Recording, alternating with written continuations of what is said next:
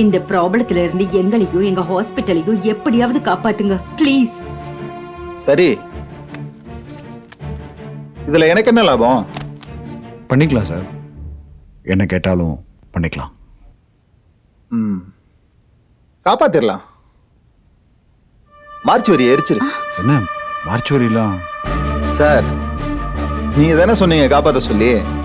தீயில பாடி செரிஞ்சிருச்சுன்னா போஸ்ட்மார்ட்டமே ஆனாலும் அந்த பொம்பளையால எதுவும் ப்ரூவ் பண்ண முடியாது. உங்க நல்லதுக்கு தான் சொல்றேன். Okay sir. ஓகே சார், பார்த்து பண்ணுங்க.